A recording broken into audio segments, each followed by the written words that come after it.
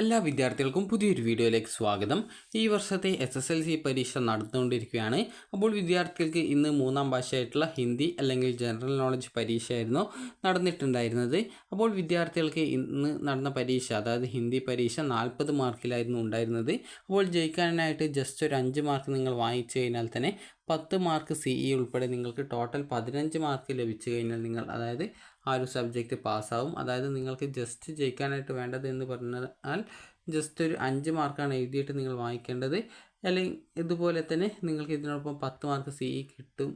അപ്പോൾ അങ്ങനെ total 15 mark കിട്ടിക്കഴിഞ്ഞാൽ നിങ്ങൾ ജയിക്കും. അപ്പോൾ നിങ്ങൾ ഒരു മാക്സിമം ഒരു 20 മാർക്കിന് ഈ ഒരു പരീക്ഷ എഴുതിയിട്ടുണ്ടാകുമെന്ന് കരുതുന്നു. ഈ ഒരു 15 മാർക്ക് കിട്ടിക്കഴിഞ്ഞാൽ D+ ഗ്രേഡാണ് കിട്ടുക. അതുപോലെ തന്നെ നിങ്ങളൊരു 20 മാർക്കൊക്കെ വാങ്ങിക്കുകയാണെങ്കിൽ നിങ്ങൾക്കൊരു B ഗ്രേഡ്, B+ ഗ്രേഡിലൊക്കെ ആ ഒരു മാർക്ക് മാറുന്നതായിരിക്കും. അപ്പോൾ അതുകൊണ്ട് തന്നെ വിദ്യാർത്ഥികൾ നന്നായിട്ട് ഈ ഒരു പരീക്ഷ എഴുതിയിട്ടുണ്ടാകുമെന്ന് കരുതുന്നു. അപ്പോൾ നിങ്ങൾക്ക് ഇന്നത്തെ പരീക്ഷ എങ്ങനെയാണ് ഉണ്ടായിരുന്നത്? ഈസി ആയിരുന്നോ അല്ലെങ്കിൽ ടഫായിട്ടാണോ ഉണ്ടായിരുന്നത്?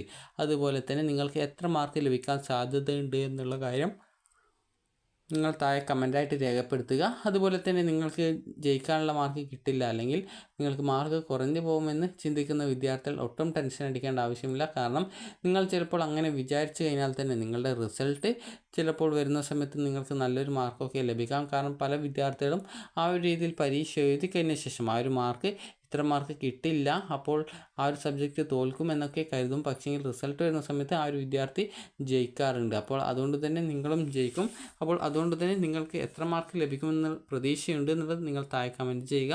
അതുപോലെ ഏതായാലും ആ ഒരു പരീക്ഷ എഴുതി കഴിഞ്ഞു. അപ്പോൾ അതുകൊണ്ട് തന്നെ ഇനി ആ ഒരു പരീക്ഷയിൽ എത്ര മാർക്ക് ലഭിക്കും അല്ലെങ്കിൽ പരാജയപ്പെടും എന്നുള്ളതൊന്നും ആലോചിച്ച് നിങ്ങൾ ടെൻഷൻ അടിക്കേണ്ട യാതൊരുവിധ ആവശ്യമില്ല. കാരണം SSLC പരീക്ഷ എഴുതുന്ന വിദ്യാർത്ഥികൾ തോൽക്കുന്ന വിദ്യാർത്ഥികളുടെ എണ്ണം വളരെയധികം കുറവാണ്. അതായത് ഏകദേശം 99.9% വിദ്യാർത്ഥികൾ ജയിക്കുന്നുണ്ട്.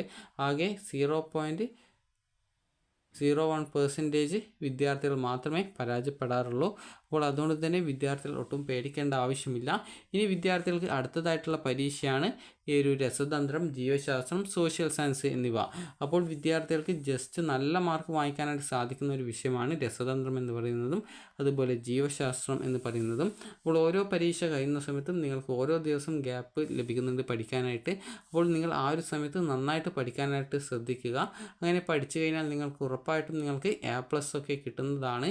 നിങ്ങൾ ജസ്റ്റ് ഒരു 2 ദിവസം അല്ലെങ്കിൽ ഒരു ദിവസം കഷ്ടപ്പെട്ട് പഠിച്ചു കഴിഞ്ഞാൽ തന്നെ നിങ്ങൾക്ക് നല്ല മാർക്ക് വാങ്ങിക്കാം. കാരണം ഈ ഒരു പരീക്ഷ കഴിഞ്ഞാൽ പ്രത്യേകിച്ച് നിങ്ങൾക്ക് വേറെ പഠിക്കാനൊന്നും ഉണ്ടാവില്ല. നിങ്ങൾക്ക് പിന്നീട് ആ ഒരു റിസൾട്ടിനായിട്ട് വെയിറ്റ് ചെയ്യുക എന്നുള്ളത് മാത്രമാണ്. അപ്പോൾ അതുകൊണ്ട് തന്നെ വിദ്യാർത്ഥികൾ ശ്രദ്ധിക്കുക.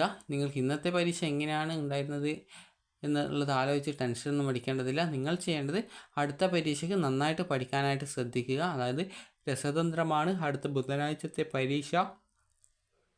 അപ്പോൾ വിദ്യാർത്ഥികൾ ഇന്ന് വീട്ടിൽ വന്ന ഉടനെ നന്നായിട്ട് പഠിക്കാനായിട്ട് ശ്രദ്ധിക്കുക. അതായത് ആദ്യം ഭക്ഷണമൊക്കെ കഴിച്ച ശേഷം പഠിക്കാനായിട്ട്, അതായത് ടെൻഷനൊന്നും ഇല്ലാതെ പഠിക്കാനായിട്ട് ശ്രദ്ധിക്കുക. കാരണം ടെൻഷൻ അടിച്ചു കഴിഞ്ഞാൽ പിന്നീട് നിങ്ങൾക്ക് അടുത്ത പരീക്ഷയ്ക്ക് പഠിക്കാനുള്ള ആ ഒരു ഊർജ്ജമൊക്കെ നഷ്ടപ്പെടും. അപ്പോൾ അതുകൊണ്ട് തന്നെ വിദ്യാർത്ഥികൾ കഴിഞ്ഞ പരീക്ഷയെക്കുറിച്ച് ഒട്ടും ആലോചിക്കേണ്ട.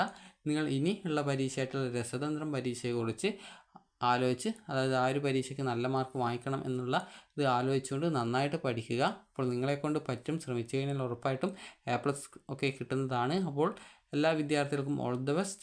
അപ്പോൾ ഈ ഒരു വീഡിയോ നിങ്ങൾക്ക് ഉപകാരപ്രദമായിട്ടുണ്ടെങ്കിൽ ലൈക്ക് ചെയ്യുക, ഷെയർ ചെയ്യുക. Thank you for watching.